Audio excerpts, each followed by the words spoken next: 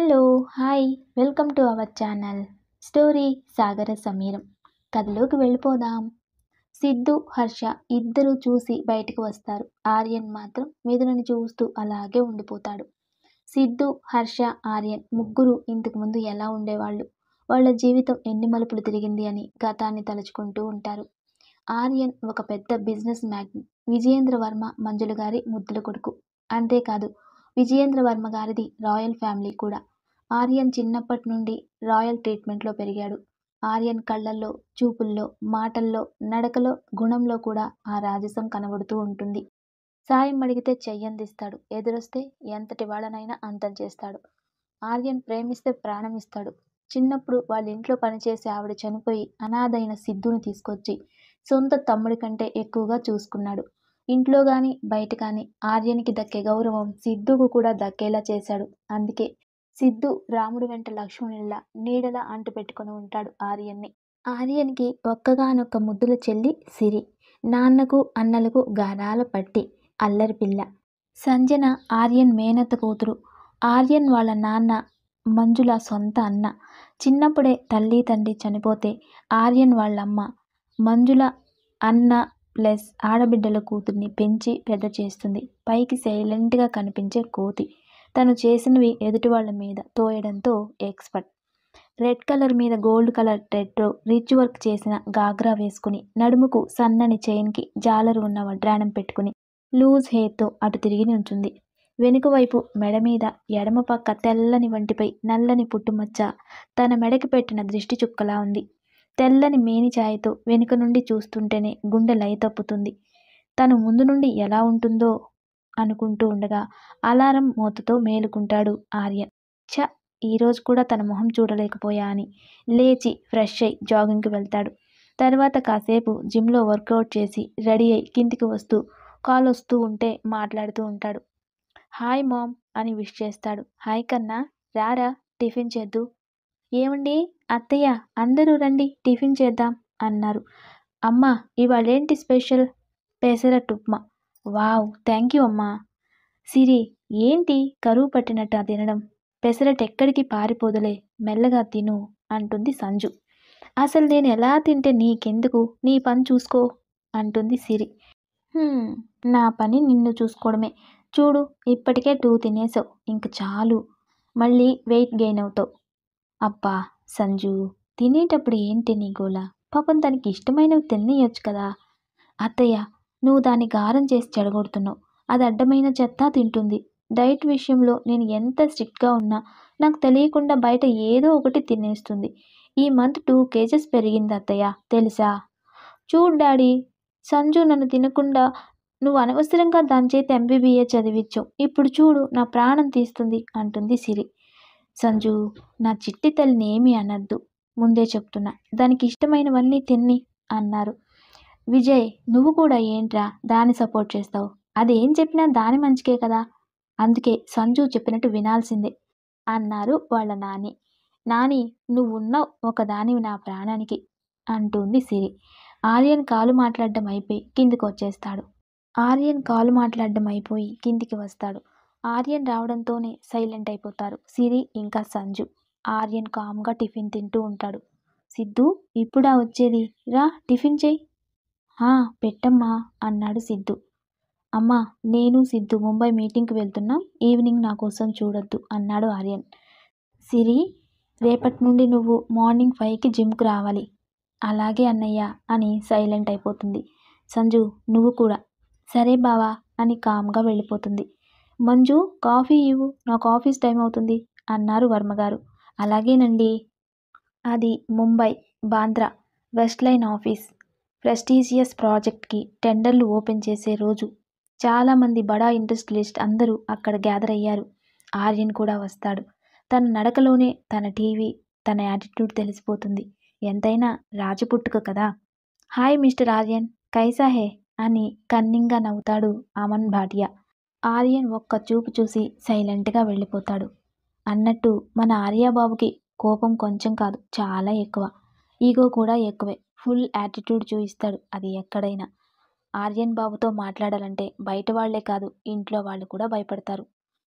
భాయ్ అచ్చా హే అమన్ భాటియా, ఆప్ అని అడుగుతాడు సిద్ధు. బహుత్ అచ్చాజీ. సాయంత్రం చిన్న సెలబ్రేషన్ పార్టీ ఉంది. మీరు తప్పకుండా రావాలి. Sure, why not? ఇంతకీ ఏం సెలబ్రేషన్స్? టెండర్ ఎటు నాకే వస్తుంది. అందుకే చిన్న పార్టీ అరేంజ్ చేశా అన్నారు. దానికి టైం ఉంది. అప్పుడే తొందర ఎందుకు? విక్టరీ ఎప్పుడు ఈ అమందే అన్నాడు. సిద్ధు నవ్వి తన సీట్లో కూర్చుంటాడు. సార్ చూడండి, ఆ ఆర్యన్కి ఎంత పొగరు.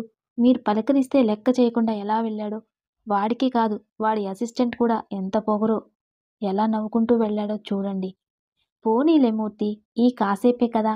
టెండర్ మనకి రాగానే వాళ్లే ఏడుస్తారు. పద అన్నాడు అమన్ భాటియా. టెండర్లు ఓపెన్ చేస్తారు. ప్రాజెక్ట్ ఎవరికి వచ్చిందో అని అందరూ వెయిట్ చేస్తున్నారు.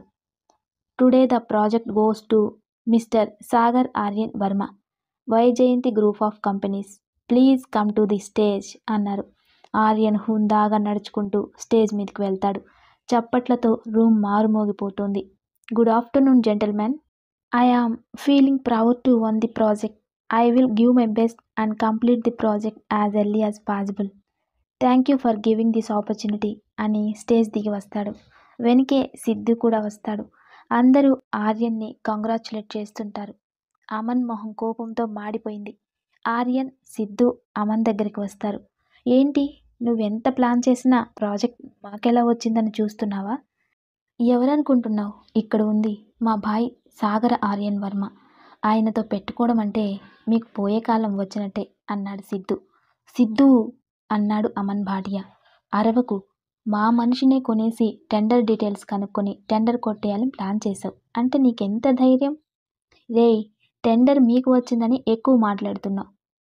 ఆర్యన్ కోపంగా అమన్ వంక చూస్తాడు. చాలా తక్కువ మాట్లాడుతున్నా. మా ఆర్యన్ సార్ ఉండగా ఆయన మనుషుల మీద ఈగ కూడా వాలనివ్వరు. నువ్వు కొన్నాను అనుకుంటున్న ప్రసాద్ మా మనిషి. నీకు అమ్ముడుపోయినట్టు నటించి నీకు రాంగ్ ఇన్ఫర్మేషన్ ఇచ్చాడు అని నవ్వుతాడు సిద్ధు. మిమ్మల్ని వదిలిపెట్టను, నీ అంతు చూస్తా అన్నాడు అమన్ భాటియా. ఆర్యన్ ఒక చేత్తో అమాంతంగా అమన్ గొంతు పట్టుకుని గోడకి లేపి కోపంగా అమన్ కళ్ళల్లోకి చూస్తాడు. ఆ చూపుకే వణికిపోతాడు. భయంతో ఒళ్ళంతా చెమటలు పడతాయి. అక్కడ అందరూ ఆర్యన్ కోపాన్ని చూసి షాక్ అయిపోతారు. నేను ఎవరి జోలికి వెళ్ళను. నా జోలికి, నా వాళ్ళ జోలికి వస్తే ఊరుకోను. నీకు ఇదే లాస్ట్ వార్నింగ్.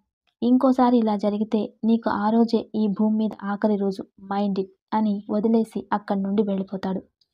రేయ్ ఆర్యన్, ఇంతమందిలో నన్ను ఇన్సల్ట్ చేశావు. నిన్ను వదలను. నేను కొట్టే దెబ్బకి నువ్వు విలవిల్లాడిపోవాలి అనుకున్నాడు అమన్. బాయ్, ఈరోజు మరీ ట్రాఫిక్ ఎక్కువ ఉంది కదా. అయినా నువ్వు గొంతు పట్టుకున్నప్పుడు అమన్ గాడి మొహం చూడాలి. భలే నవ్వొచ్చింది. ఇంక వాడు జన్మలో మన జోలికి రాడు అంటున్నాడు సిద్ధు. లేదు సిద్ధు, దెబ్బతిన్నవాడు అవకాశం కోసం చూస్తాడు. నువ్వు వాడిని ఒక కంట కనిపెడుతూ ఉండు అన్నాడు ఆర్యన్. ఆంటీ, సమీ లేచిందా? లేదు హర్ష, వెళ్ళి లేపు. సరే ఆంటీ. సమీ, సమీ, లేవవే. అబ్బా, పొద్దున్నే ఎందుకురా లేపుతున్నావు? ఏ, కాలేజీకి టైం అవుతుంది, లేచి రెడీ అవ్వే. అబ్బా, ఒక్కరోజు వెళ్ళకపోతే ఏం కాదులే. మా అమ్మవి కదూ. ఎలాగో ఇయర్ గట్టెక్కించావంటే చదువు అయిపోతుంది. ఎలాగోలాగా మాట్లాడి ఎవడో ఒక బక్కరాన్ని చూసి పెళ్లి చేసి నేను పంపిస్తే నాకు ఈ గోల్ వదిలిపోద్ది. ఏమంటావు? ఒరేయ్ సచ్చినోడా, ఏం వాగుతున్నావురా అంటూ లేస్తుంది సమీర. అమ్మయ్యా, లేచావా? పో, రెడీ అవు త్వరగా అంటాడు నవ్వుతూ హర్ష. హర్ష బయటికి వెళ్దామని వెనక్కి తిరగగానే దిండు తీసుకుని కొట్టబోతుంది. మూసుకొని వెళ్ళు అంటాడు వెనక్కి తిరగకుండానే. దొంగ సచ్చినోడు, వెనక్కు కూడా కళ్ళే అని తిట్టుకుంటూ వాష్రూంలోకి వెళ్తుంది సమీర. హర్ష నవ్వుకుంటూ బయటికి వస్తాడు. హర్ష వాళ్ళ నాన్న ప్రభాకర్, సమీర వాళ్ళ నాన్న దిలీప్ ప్రాణ స్నేహితులు. ఇద్దరూ పక్కపక్కనే ఇల్లు కట్టుకుంటారు. ఇద్దరు గవర్నమెంట్ ఎంప్లాయీస్. ప్రభాకర్ వాళ్ళ ఆవిడ నీలిమ, దిలీప్ వైఫ్ కవిత బెస్ట్ ఫ్రెండ్స్ అయిపోతారు. మరి వాళ్ళ పిల్లలు కూడా ఆ ఇల్లు ఈ ఇల్లు తేడా లేకుండా పెరిగారు. వీళ్ళు కూడా బెస్ట్ ఫ్రెండ్స్.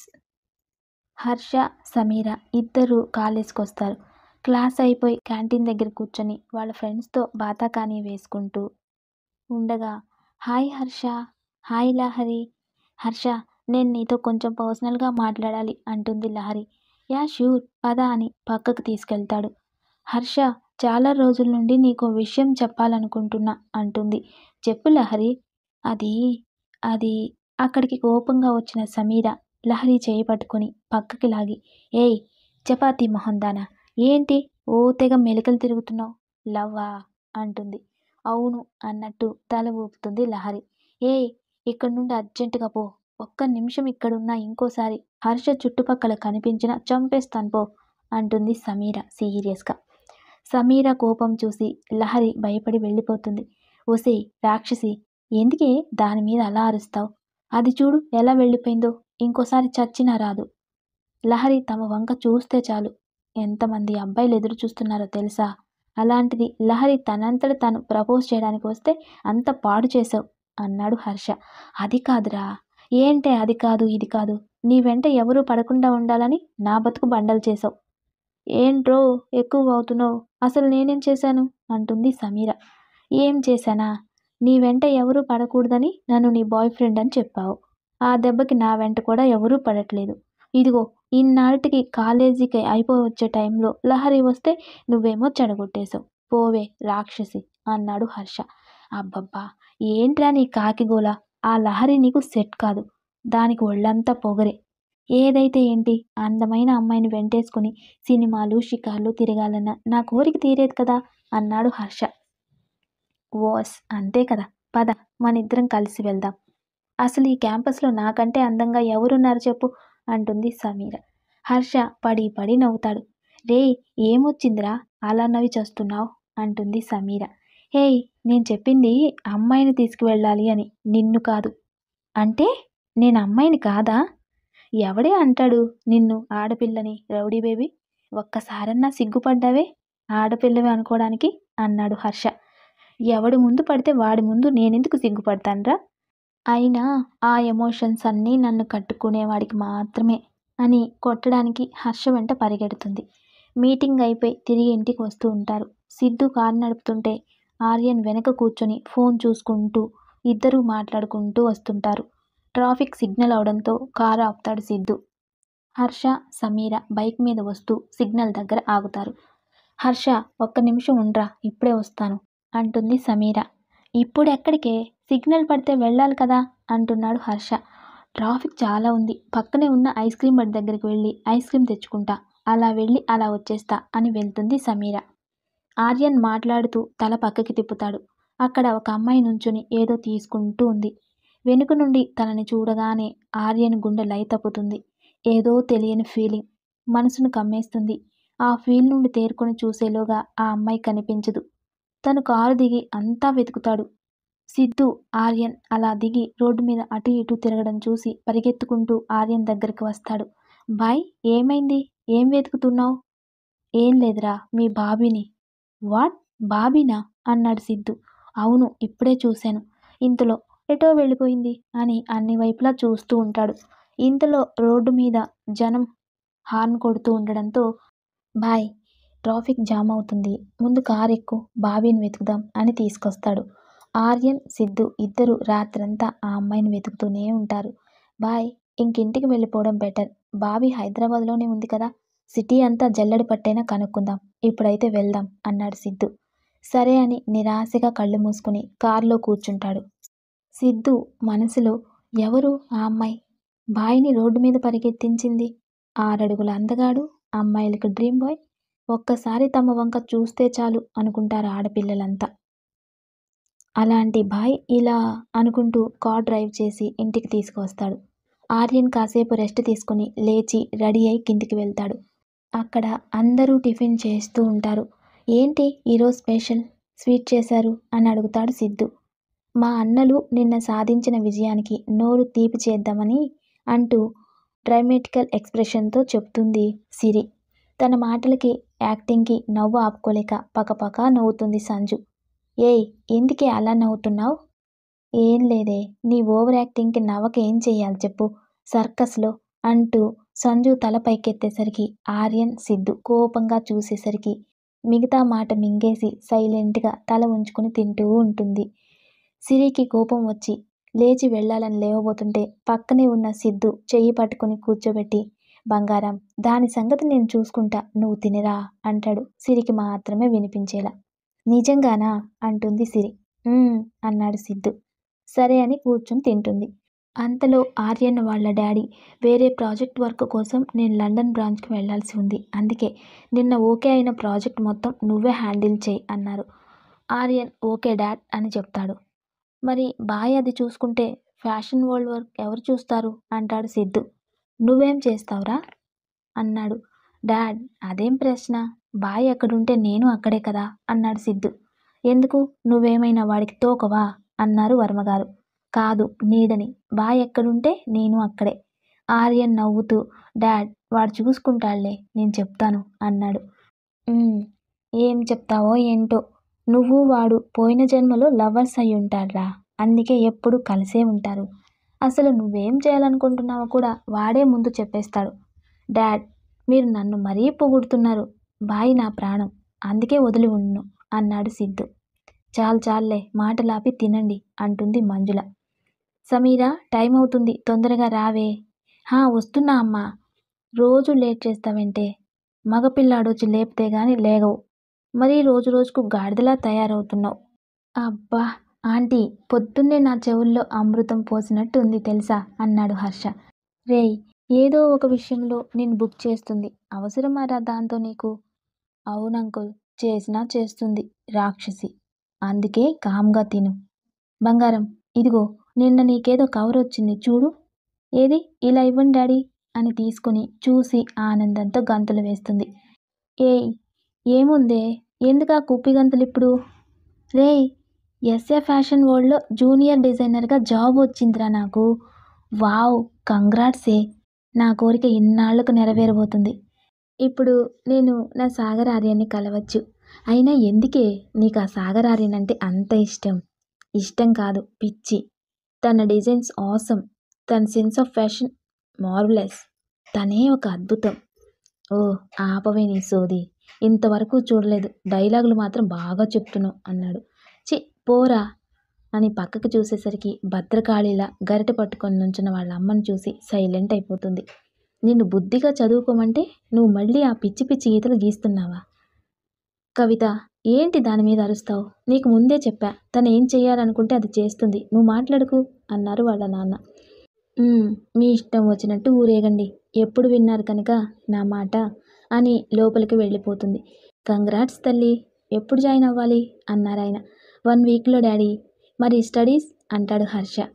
హర్ష చదువుదేముంది, తర్వాత అయినా చదువుతుంది, కానీ ఇది తన ఫ్యాషన్, తన కళ నెరవేరనివ్వాలి మనం. ఎస్ అంకల్, నా సమీ డ్రీమ్స్ అన్నీ నెరవేరాలి. థ్యాంక్ యూ, పద పార్టీ చేసుకుందాం అంటాడు హర్ష. ఇక్కడ సంజు వాళ్ళ ఫ్రెండ్ పార్టీ అని పిలిస్తే స్టైల్గా రెడీ అయి మెట్లు దిగుతుంది. అది చూసి సిరి సిద్ధుతో అన్నయ్య నీ మాట నిలబెట్టుకో అంటుంది. తప్పకుండా సిరి, నువ్వు చూస్తూ ఉండు అన్నాడు సిద్ధు. సంజు నిన్ను బాయ్ పిలుస్తున్నాడు అన్నాడు. అవునా, ఎక్కడున్నాడు? స్విమ్మింగ్ పూల్ దగ్గర. ఓకే. సంజు పూల్ దగ్గరికి వచ్చి వెతుకుతుంది. వెనకే సిద్ధు వస్తాడు. సిద్ధు బావెక్కడా అంటుంది సంజు. ఇందాక ఇక్కడే ఉన్నాడు, ఇంతలో ఎక్కడికి వెళ్ళాడబ్బా అని చూస్తూ అయ్యో కాక్రోచ్ అని అరుస్తాడు. ఆ దెబ్బకి సంజు భయపడి గంతులు వేస్తూ హై హీల్ స్లిప్ అయి పూల్లో పడిపోతుంది. సిరి అది చూసి పకపకా నవ్వి పొద్దున నువ్వు నవ్వినందుకు ఎలా ఉంది అంటుంది. సంజు కోపంగా సిద్ధు, సిరి కోసం నువ్వు నన్ను నీళ్ళల్లో పడేలా చేస్తావా? సిరి నా బంగారం, నువ్వు ఇంకోసారి తన్ని ఇరిటేట్ చేస్తే ఇంకా సీరియస్ అవుతుంది, చెప్తా మీ ఇద్దరి సంగతి అంటూ ఉంటుంది సంజు. ఈ సీన్తో ఈ పార్ట్ కంప్లీట్ అవుతుంది. Love you all, thank you.